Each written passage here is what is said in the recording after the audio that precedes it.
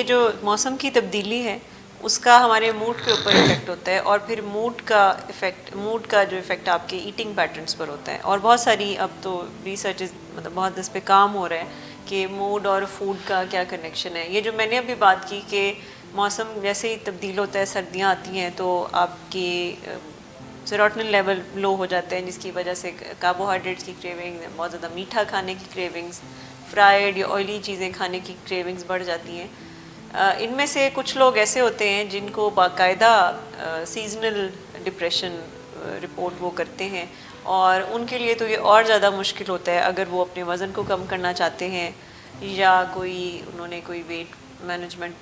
Project start کیا ہے، تو ان کے لیے بہت زیادہ مشکل ہوتا ہے کہ وہ ونٹرز میں اپنے آپ کو روک سکے انہیلدی ایٹنگ ہیبٹس سے. اور یہ جو میں نے بات کی ابھی کہ سیروٹونن لیول لو، تو یہ جو لوگ بہت زیادہ پرون ہیں موڈ ڈس آرڈرز کی طرف، یا جینیٹکلی اگر وہ بہت ولنریبل ہیں موڈ پرابلمس کی طرف، جیسے کہ ڈپریشن ہے یا موڈ ڈس آرڈر یا بائی پولر ڈس آرڈر ہے، تو ان کے لیے یہ ٹائم اور زیادہ پرابلم کریٹ کر سکتا ہے. اور پھر جب ڈپریشن کسی کو ہوتی ہے تو اس میں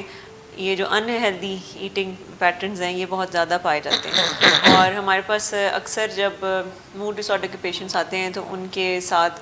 اوبیسٹی کے مسئلے، اوور ویٹ ہونا، یہ بہت کامن ہے کہ ان کے ساتھ ساتھ ان کا کوئی نہ کوئی ویٹ مینجمنٹ پروگرام بھی ہمیں ان کو انٹروڈیوس کرانے کی ضرورت ہوتی ہے.